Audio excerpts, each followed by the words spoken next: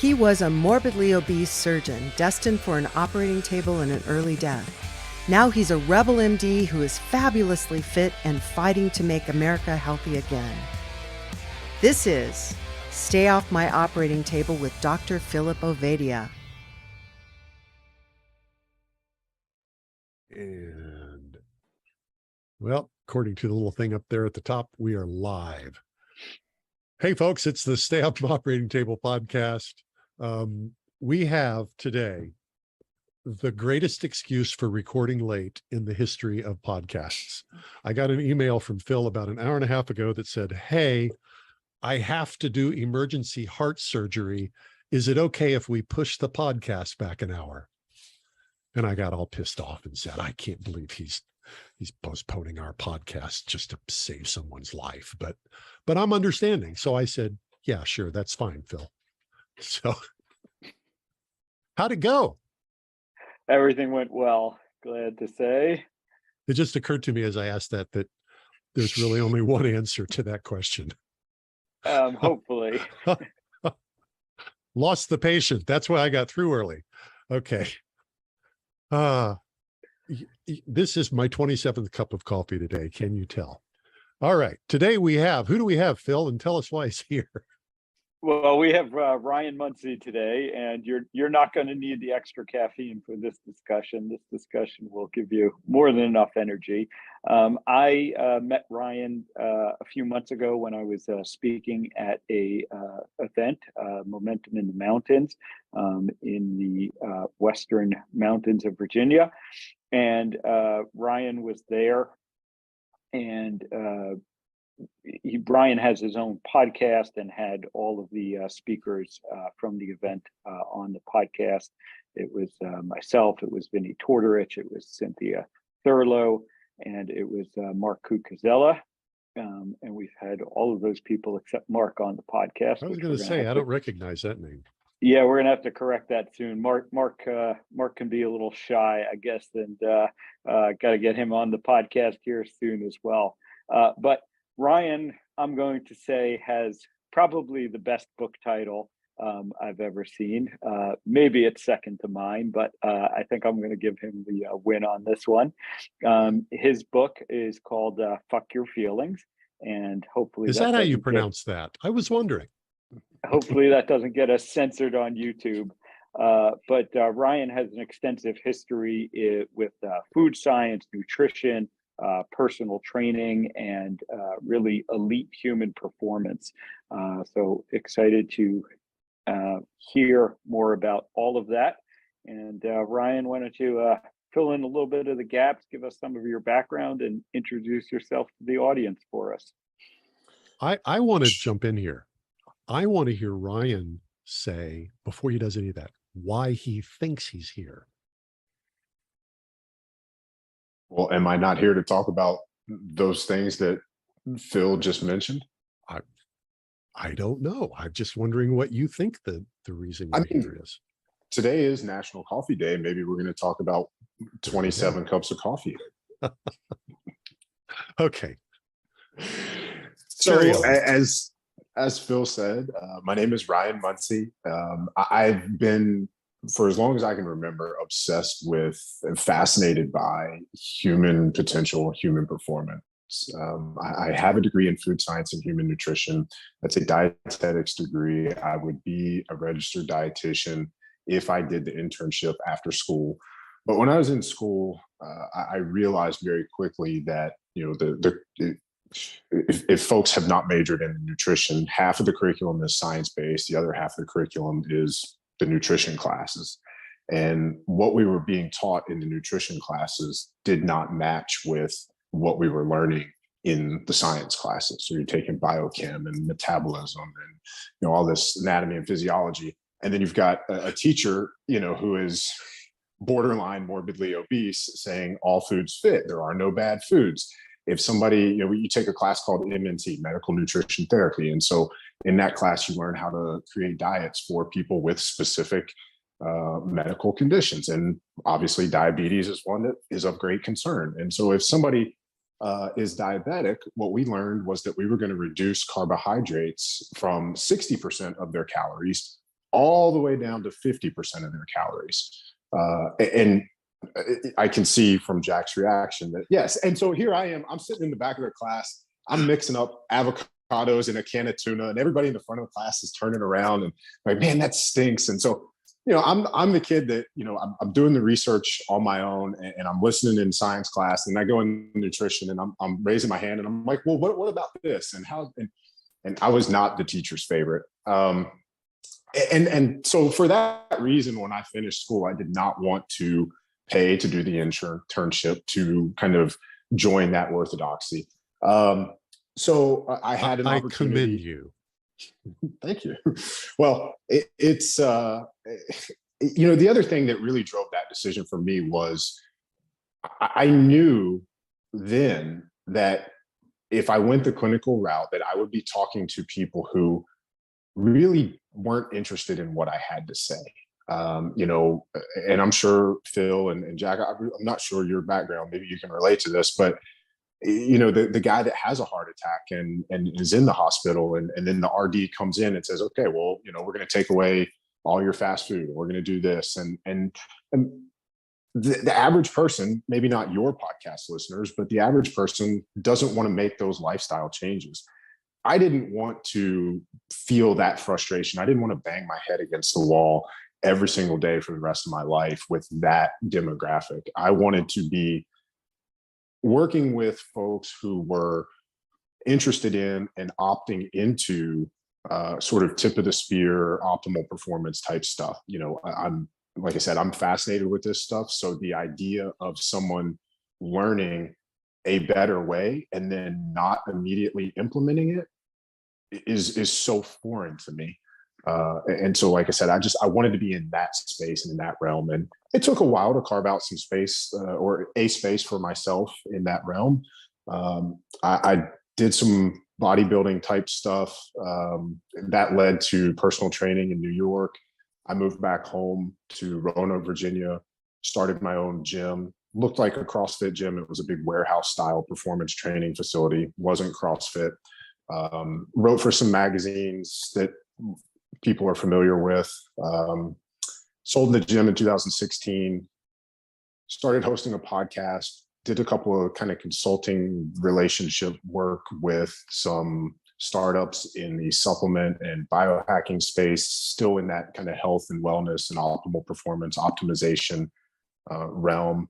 And through that, I got to interview some amazing people. I got to work with Olympic athletes, special forces operators.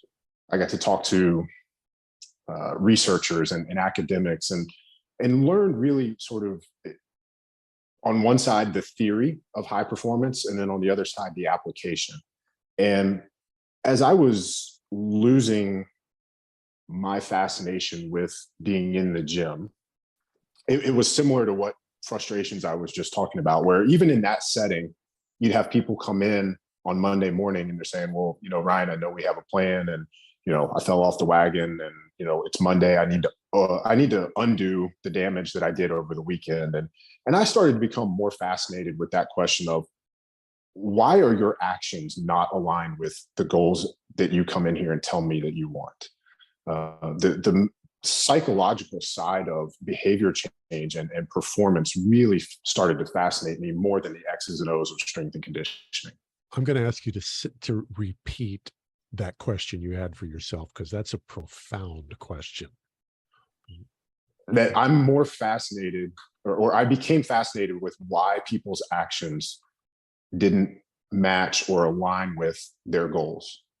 And that's actually how I signed most of my books. I don't know if Phil has the one that I signed for him, but so the book is called Fuck Your Feelings, and we can get into some of that as the discussion goes, but really what I want for people is turn that question into a statement. And I signed the books. May your actions always align with your values and goals. That's all I want for people. And the book is a user's manual to help people understand what's going on between our ears, because we're not given that. You've got a user's manual for your phone, your computer, your dishwasher, but nobody gives you one for the human mind and body. And so I want people to be able to understand what's going on, so that then we can start to work towards being in the driver's seat, being in control, and then eventually getting to that point of mastery. I was Yeah, I mean, reading, I just want to comment, Phil, real quick. I was reading some of the reviews of your book, and one of the complaints was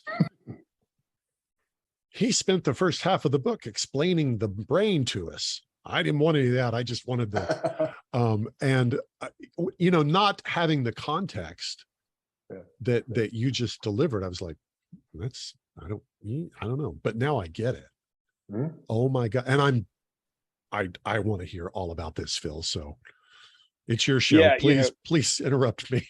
Well, I was just going to say, more so than the title of the book, even the subtitle, master your mind, accomplish any goal, and become a more significant human.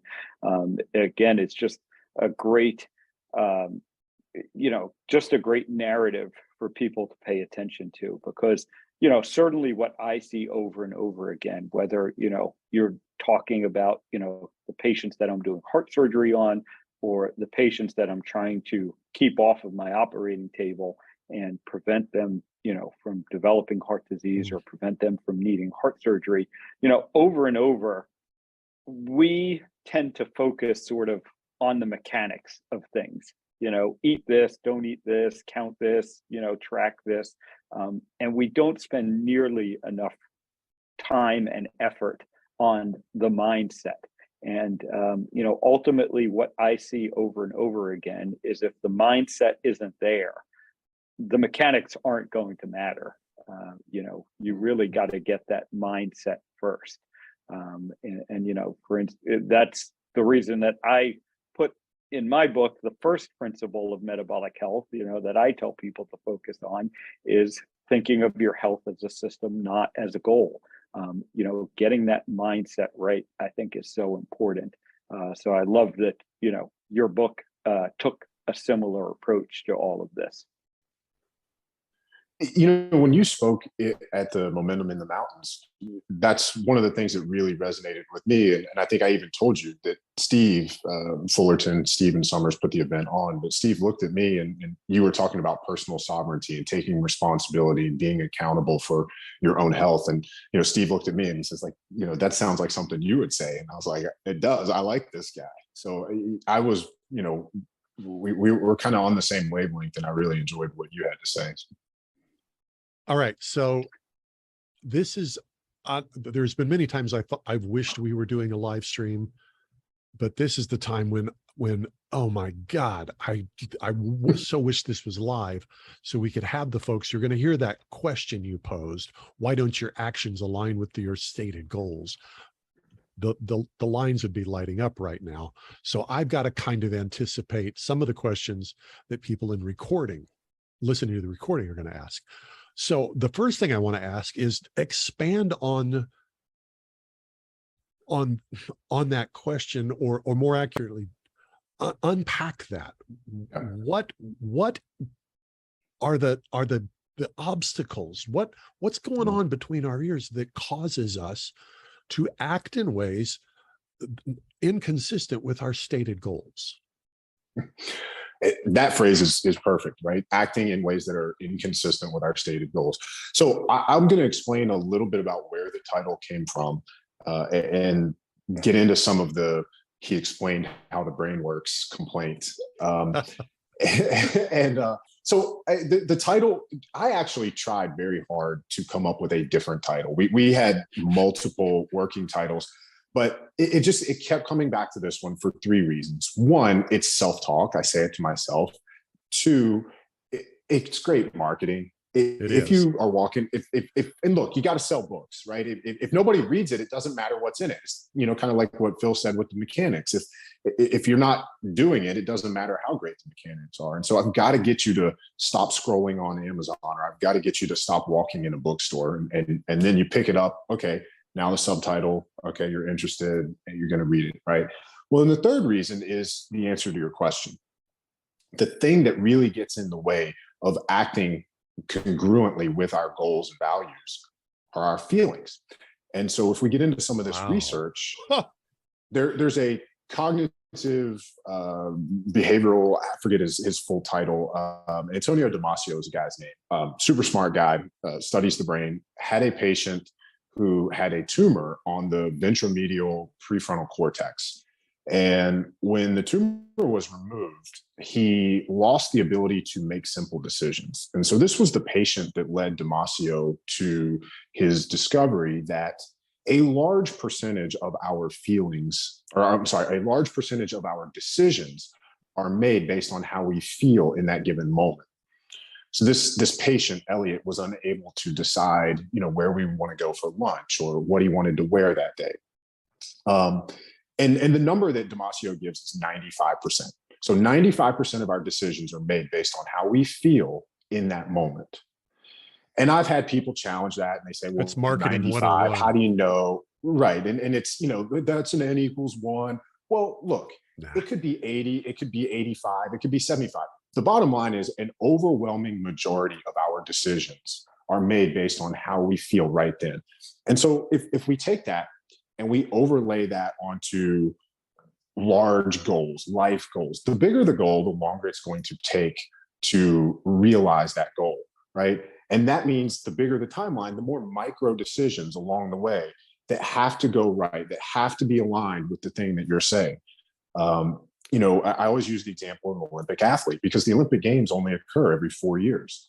And you don't just say, hey, I'm going to compete in the next Olympics, right? Most Olympic athletes start at 8, 10, 12, very young age. And they'll train for 5, 10 years before their first games. And if they're lucky, like if you're a Michael Phelps, you get to, 4 or 5? Let's call it 5. That's 20 years as an Olympian, plus 10 years of training before you got there. That's 30 years of showing up every day, doing the workouts, eating the foods. And everybody sees his diet. They're like, oh, I'd love to be able to eat 10,000 calories a day. Trust me, you wouldn't. I have to eat 4,000 calories a day, and it's a pain in the butt, right? You don't want to eat that many. And so again, like it's all of those. But you do that because you eat the 4,000 calories. That's a pain in the butt because it's consistent with do what I need to do long-term goals that you have. Okay. Absolutely. And so again, just kind of coming back to how feelings drive our decisions. The next step in this is understanding. So, okay, if a majority of our feelings, I'm trained as a scientist, I think like a scientist. So I read that, I find that out. Okay, well, this is the thing that's driving a majority of our decisions. Well, what really are feelings? I mean, we think we know. We could give examples of feelings. But what was really fascinating to learn was that neuroscience defines feelings as a mental experience of a physiological state. Mental experience of a physiological state. Well, as we've already established, I come from a background in health and wellness and fitness. I know how to change my physiological state instantly, right? So right away, we've got a clue. If you can change your physiology, you can change your mental experience. So if I put 30 seconds on the clock and say, you guys have to do as many burpees as you can in 30 seconds, your physiology will be different in 30 seconds. And your mental state will also be different. Now, I can guarantee you that. Right. And that's that I always use. I mean, look, when we give examples, we try to go to an extreme to make the point, right? But the thing to take away from that is movement is something that can change physiology and it can help us shift our states, right? And so part of the book is explaining, these tools in the toolbox that we can use to shift our state in the acute moment. I think of states as weather, and then traits. These are long-term, characteristics, qualities of a person, like climate, right?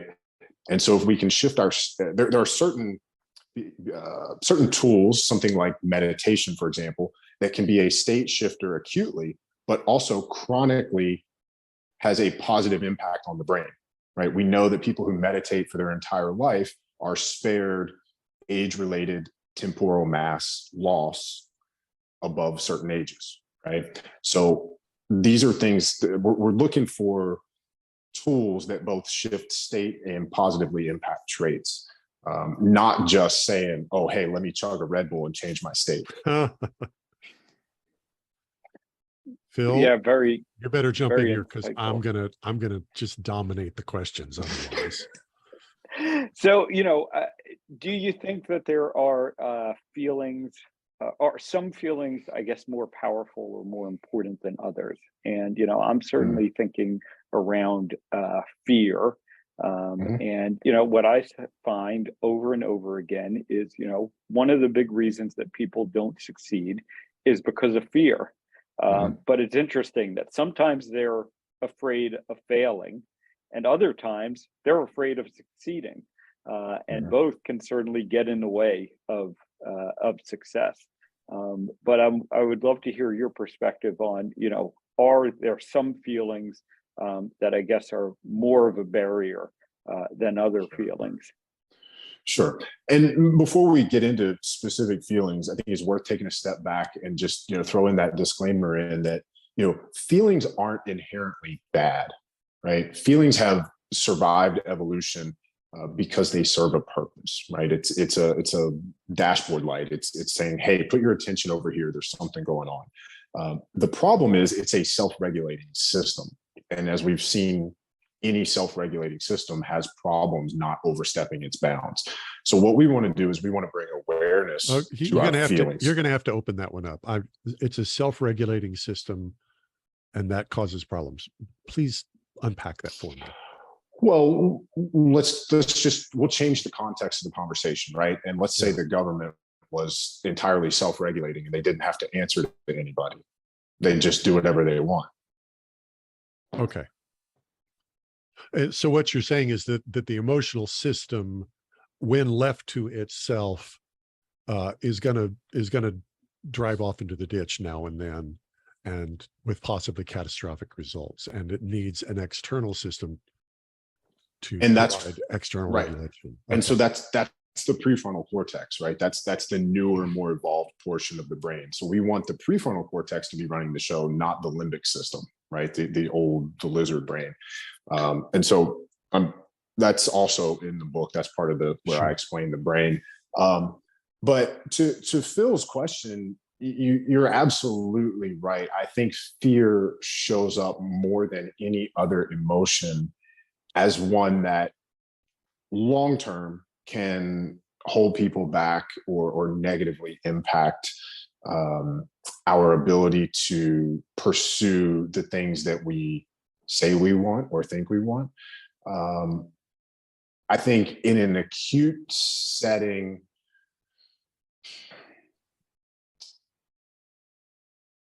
there's an old marketing adage that people will either move towards pleasure or away from pain, right? And in the moment, most people will choose what they want right then more than what they want most. And so if you are tired, if you've had a really long day, if you're drained, if it's been a tough week and you come home on Thursday night, the easiest thing to do is lay on the couch, put on the TV, turn off your brain, scroll on social media, eat the easiest thing, right? The hardest thing to do is to not turn on the TV, to cook a healthy meal, to food prep for the next day, to do all those things that we really don't want to do, right? And so that's just one example. But I think that I don't want to say excuses, but the things that pop up as hurdles or adversity are time management, and that's where again time management is a big part of the book, teaching people how to manage their time. Time management, energy.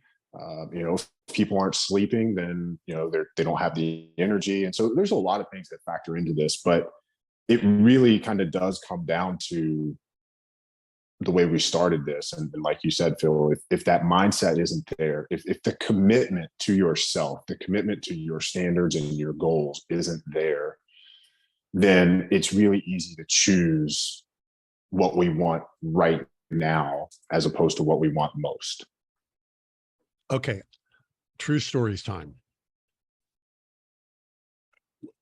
Give us an illustration from your own life of when you recognized that your behavior was inconsistent with your stated goals, and the revelation that you had about what was going on inside that allowed you to change that behavior. Yeah, that's a good one. You know, I mean, I wrote this book in 2017. So I think for the last 5 years, I've been practicing awareness to a level where I can generally catch myself in the moment. So of late, what it looks like is I don't want to do this, or I don't feel like doing this right now. But I know if I don't do it right now, then I won't have what I need in order to succeed tomorrow.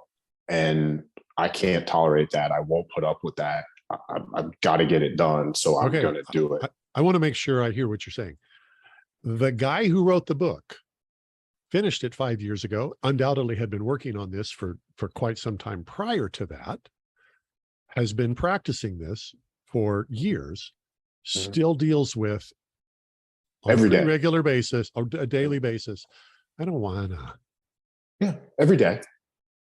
So this isn't a magic bullet. This is the magic bullet is the awareness, right? It's catching yourself in the moment, right? Awareness creates choice. And in that moment, we have a choice. Do I want to continue letting my feelings run the show? That is so good. Or do I want to make an alternative decision? Do I want to choose aligned with goals and values? My wife regularly will say when we're discussing things that we want to accomplish, and we just had a conversation with a friend last night who's in a sticky situation, and she regularly says, more than doers, we are deciders. Mm-hmm. And I hear the echoes of the same thing in what you just said. Once we can catch ourselves at the decision point, mm-hmm. then choosing inexorably leads to the behavior. That's good. That's really good. This is deep. This is not at all what I expected, Ryan. I did a little bit of research on you, and I see ex-model, bodybuilder, gym owner, and I'm thinking, okay, we got a meathead coming on. All right, we hadn't had a meathead in a while. Why not? So I'm not your typical meathead. This meathead goes deep.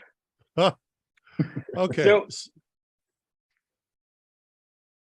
go ahead, Jack. I want to go back to Phil's initial question about the emotions that end up being hurdles. My day gig is I'm a marketing consultant. And so I've spent a ton of time digging into the neurology of behavior from a marketing standpoint. And I know that I wrote an article here in the last month or so where I talk about the paradox of dissatisfaction. Satisfaction is mediated by serotonin. Happiness, which is not the same thing neurochemically as satisfaction, is mediated by dopamine. As it turns out, dopamine is a far more enjoyable experience than serotonin. The way I illustrate that is the dopamine experience, which is what we really call happiness. You can trigger that with a shot with cocaine. Cocaine, it triggers the dopamine system. And to compare that with serotonin, nobody ever robbed a liquor store to feed a serotonin habit. So those are the positive sides. Phil's talking about what are the negative emotions, and I'm thinking about fear. I'm assuming fear is most likely mediated by cortisol, which is a hell of a drug if you've got problems that need to be solved, and a hell of a corrosive drug if misused. Can you dig into some of that? This may be too much, but can you dig into some of that, the neurochemical basis of these negative emotions and what happens in our bodies under the influence of these neurochemicals? Sure. So You know, that's a really interesting perspective through which to look at certain emotions, and Yeah. especially fear. In my experience, the fear that I help people work with, deal with, isn't acute. It's chronic, and it's more the narrative in their head. It's more of the internal dialogue. It's more of conditioning, previous life experiences, self-esteem, self-confidence, self-worth. It's more of a it's almost like a therapy session. Like, Yeah. It gets pretty close to, sitting on the couch and kind of delving into, why do we think like this? Why is this our narrative? Very careful of the stories that we tell ourselves. I do think in an acute setting, especially in the way that neurochemicals would be involved, fear is going to be related to cortisol. I mean, it wouldn't, I don't know that it would be directly. I think maybe Phil can double check this for me, but one of the stories I always tell, when I give that disclaimer on, in a speech about feeling surviving evolution and being very valuable, when I explain the difference between the limbic system and the prefrontal cortex, the limbic system is that lizard brain. It is always, always, always faster than the prefrontal cortex. That's the survival mechanism.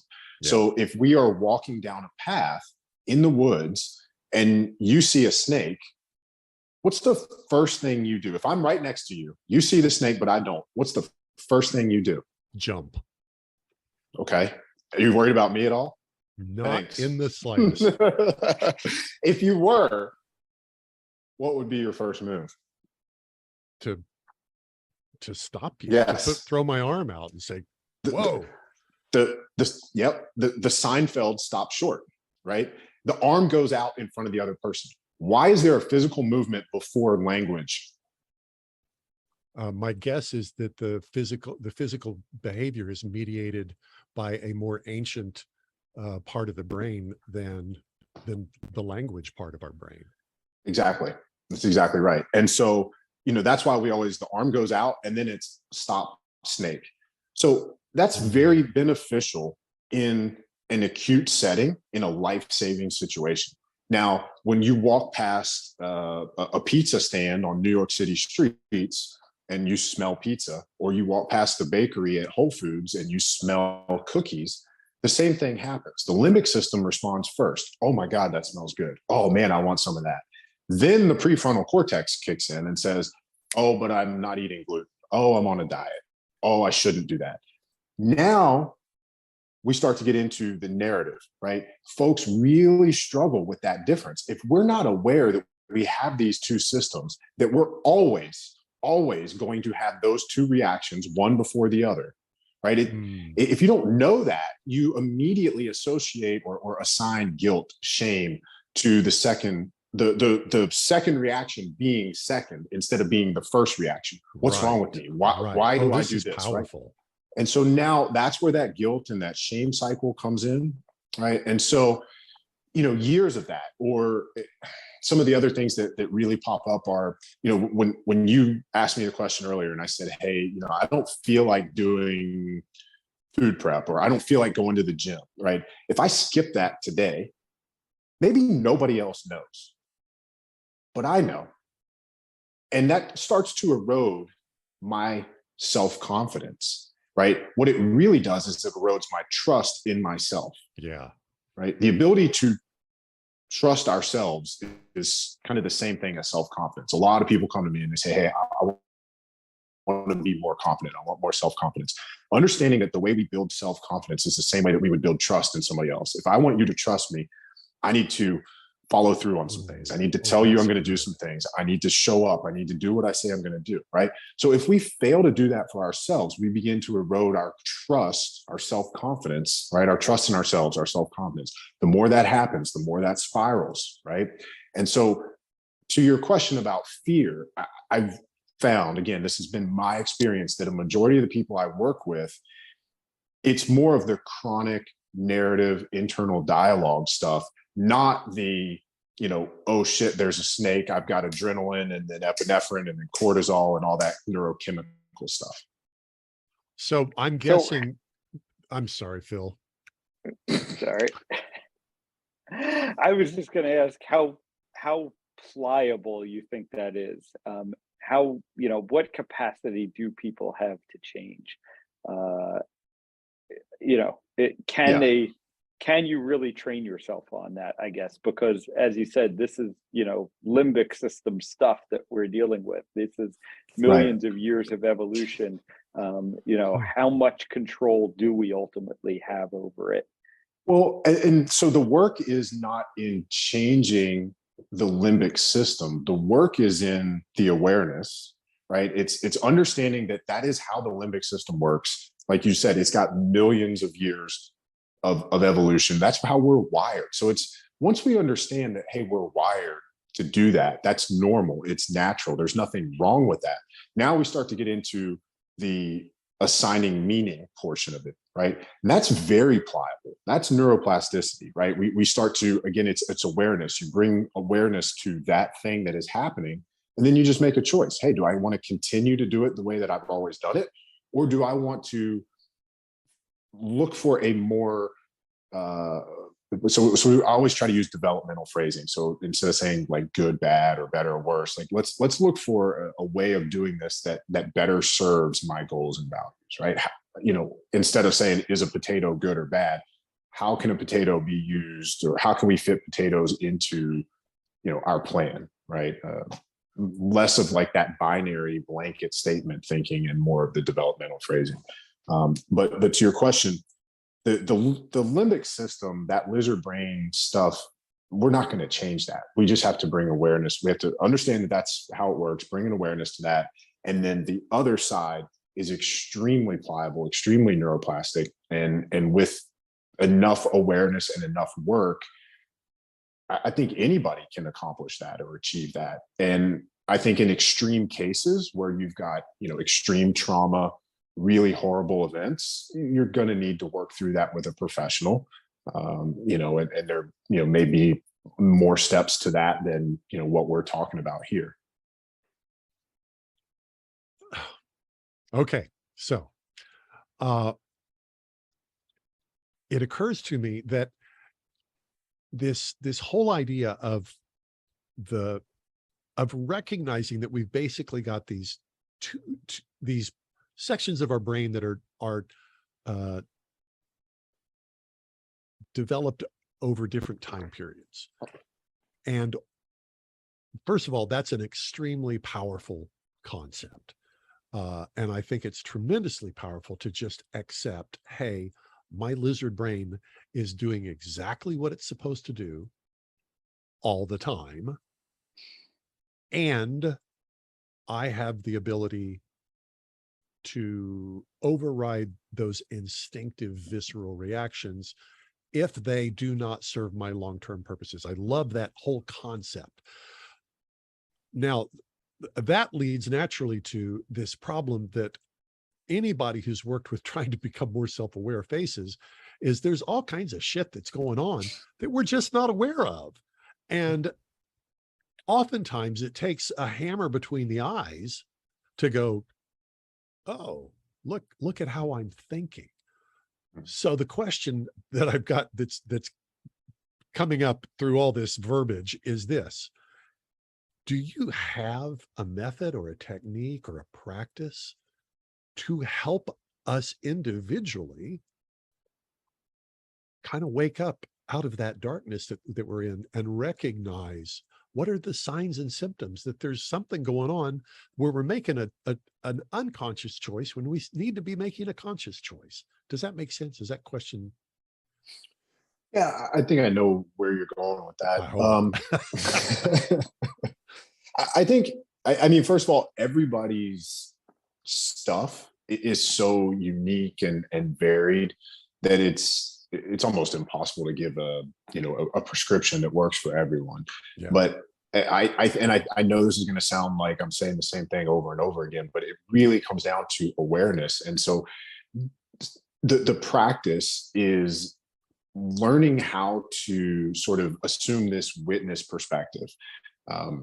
Start to think about, how are other people seeing me? How am I moving through the world? How am I impacting others? Even asking that question, are my actions aligned with my goals? If we can take that witness or objective viewpoint, think about being in an airplane, right? You're 30,000 feet up and you look down, everything looks different, right? So if we can have that viewpoint of ourselves and audit our actions, one of the things I always tell people is, if I followed you around, if I said, hey, Jack, I'm going to come to your house and I want you to write down your goals and your values, and then I'm going to follow you around for 6 weeks, and you haven't shown me those goals and values, right? It's the old pick a card, any card trick. You write them down and hide them, put them in your pocket, whatever. I don't see them. I follow you around for 6 weeks and I audit your actions and how you spend your time. And based on what I see, I write down what I think your goals and values are. Is my list going to match your list? And if your actions are aligned, if you're choosing to spend your time in a way that is congruent with those things, chances are, maybe I use a different word, but chances are I'm going to be pretty close, right? And so I think that just little mental exercises like that, where we can shift our perspective, and again, it brings more awareness to how we're doing these things. How big a problem do you good. think it is that people may not even, I guess, know their goals for real? Yeah. Like oftentimes they'll say my goal is, whatever, but that's not really their goal. They're just sort of saying that, or they're telling themselves that, even, when it comes to health, everyone says they want to stay off my operating table, but, how many people actually want to, stay off my operating table and are, kind of behaving or taking action in such a manner? I was trying to flip through the book. There's a statistic in the book, and I don't remember the numbers, but to your point, very few people set and achieve goals. I think the number is 6%. And the way that works out is, I think only 30% of people actually set goals, and then 20% achieve the goals that they set. That 30, yeah. Right. So 20% of 30 ends up being like 6% of the total population, right? So, and if that's wrong, then it's the other way around. But it's about a quarter, right? And so the values thing is very intriguing to me too. When I go to an organization or a team and I'm working with them, I'll have everybody, I'll say, raise your hand if you can tell me the core values of this organization or this company. Most people's hands go up. I'll say, okay, cool. Leave them in the air if you can tell me your core values as an individual. Hands go down. Usually 1, 2, maybe 3 people, depending on the size of the room. It's single digit percentages where folks have thought about who they want to be, how they want to be, how they want to move through the world, what they want their legacy to be. Other cues that I'll give people for questions, if people are talking about you, what are the words that you would want them to use to describe you, right? That's kind of how we get to what our values are. And if we haven't figured those out, if we haven't identified and defined those, just like with goals, it's hard for me to feel like you could have direction in life without knowing who you are and who you want to be, how you want to be. And goals come kind of secondary to that, right? So we kind of have a loose trajectory, and then it's, okay, here's the specific goal, and here's another goal. And then we start moving in that direction. We start working towards that. And again, without that, you might as well just be a raft in the middle of the ocean with, no map and no sail. This is not at all what I thought this conversation was going to be. This is fantastic. So this may take us a little bit astray, but it's something I've been chewing on for a long time. Do you see, I'm assuming you work with clients of all ages. Yes. Do you see a generational difference in approaches to consciousness? In other words, are old farts like me more likely to be aware of X, whereas 20 somethings are more likely to be aware of Y? Or is this like a universal human condition, at least in terms of generations? It's a really intriguing question. When it comes to consciousness, I think folks who are into it, it's one of those things where it doesn't matter what walk of life you come from or how old you are. Consciousness is one of those things that it's consciousness, right? It is a little out there. It is a little deep, heavy, woo woo. I love it. We've got a woo-woo meathead. This is just, that's going to be the title. Ryan Munsey, woo-woo meathead. I love it. My wife is going to love this one. Yeah, I don't know that the approaches to or the thoughts around consciousness are different based on generation. I think a lot of the you're not getting a different quality of pushback if you've got a 20 something versus a 60 something. I guess that's what I'm asking in terms of this coaching to, hey, be aware, wake up, be conscious. No, I think when people come to me, they're ready and they want what we're going to work on. And yeah. I mean, we're pretty clear up front, hey, like, we're going to, sure, we can tweak your diet. We can optimize your, your workout plan and we'll work on, time management, but the internal dialogue, the narrative, why are you not training your people the way you need to train them if you're a CEO? Those types of things people are ready for that. Or otherwise, I don't think they're coming to me. So there's not really pushback there. So what I'm hearing is that the techniques or the path or the tools or whatever you want to call it that you are advocating have application far beyond the merely physical, far beyond our physical health and well-being. They much broader. Absolutely. Phil, what was the moment for you where you were suddenly aware? I know your story a little bit because we've talked for quite a bit, but where the lights came on for you, the consciousness that you were aware that your behavior was inconsistent with your stated goals. And can you think back through that and walk through that process of becoming aware of it? Yeah, I mean, I think it does ultimately come back to the intentionality. And it was only, I had always, I guess, told myself, that I didn't want to be obese, that I wanted to, be healthier, but I wasn't truly, I guess, committed to that. And I wasn't, my actions weren't in line with what I was saying ultimately, because, while I would maybe pay a little better attention to my diet and do a little bit more exercise at times, I was never fully committed to that. And it was only, of course, I talk about the sort of seminal event maybe, was hearing, Gary Taub's talk. But what I really realized in retrospect is, it wasn't so much that I happened to hear Gary Taub's talk. It was, I heard Gary talk at a time when I was truly ready for change, truly, I think, committed to that change, recognizing that, I was not serving my patients, I was not serving my family.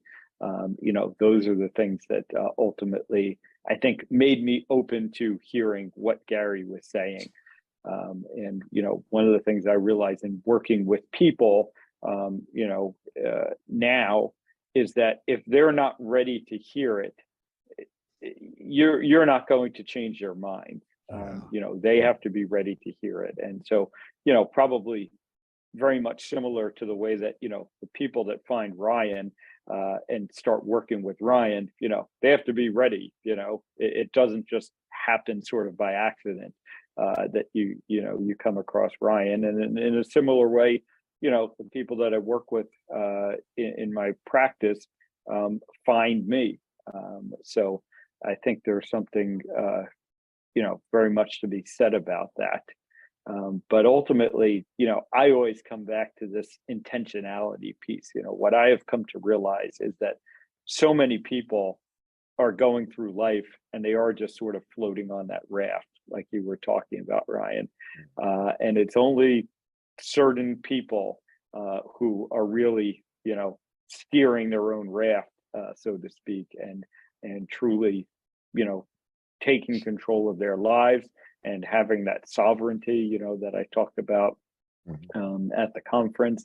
That I think ultimately ends up being the key to success.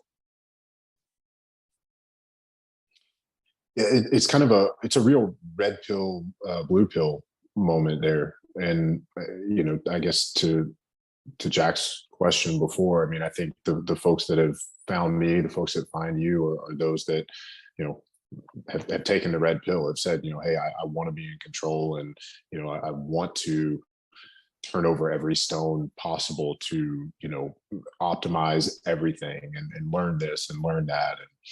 And yeah, it's fascinating to me to see the difference, in those that are kind of on that raft and adrift versus those that are kind of on a path and, are going somewhere. So the takeaway from this last 3 minutes is, if you're listening to this podcast, congratulations. You've already self-selected as a member of an elite crew. And I'm only being about half kidding as I say this, because there's definitely an element of truth to that. Okay, Ryan, we generally try not to drag these things on forever. I would love to ask you many more questions about this whole mechanism of consciousness, decision making, feelings versus goals. My suspicion is that go. I was just going to say, I mean, I'd be glad to come back and we can do it live and have people ask questions. Oh God, Phil, it's about time we started doing live streams. It really is. I think we're ready for that. And I think Ryan would be a great one to I want to get Ryan. I want to get another one of our meatheads, Vinny Tortorich, because I think if we did those back to back, we might break the internet. Okay. Ryan, how do folks remind us the name of your book and how do folks find it? The book is called Fuck Your Feelings. It is available on Amazon and Audible. Kind of the central hub for what I do is my website, ryanmunsey.com. I'm most active on Instagram for social media. I have a love-hate relationship with it, but yeah. So, and then my podcast is the Better Human Project. And so Phil's been on there, and maybe Jack will get you on there too. I would come on as a subject, not as an object, or something, whatever I'm the one who needs help. All right. Well, as always, the contact information for our guest, Ryan Munsey, will be available on the show notes. Remember, look for the title, The Woo Woo Meathead.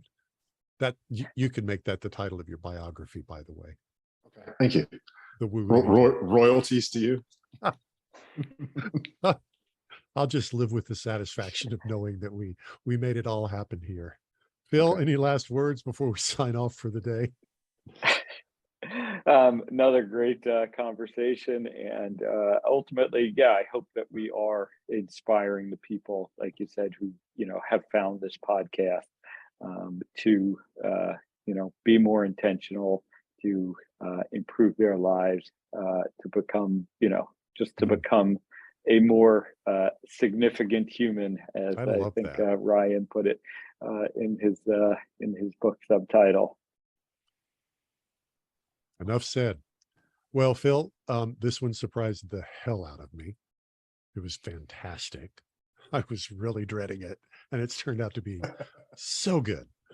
I love the honesty.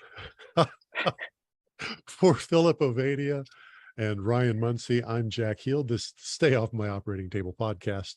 Follow Dr. Phil, yes, our Dr. Phil, on Twitter at iFixHearts. His website is ifixhearts.co. I would encourage you to check that out and find out where he's got a test on there where you can kind of evaluate yourself for your own metabolic health. And then check out his practice, his online practice at ovadiahearthealth.com. And we'll talk to you guys next time, and hopefully live on a live stream here pretty soon. America is fat and sick and tired. 88% of Americans are metabolically unhealthy and at risk of a sudden heart attack. Are you one of them? Go to ifixhearts.co and take Dr. Ovadia's metabolic health quiz. Learn specific steps you can take to reclaim your health, reduce your risk of heart attack, and stay off Dr. Ovadia's operating table.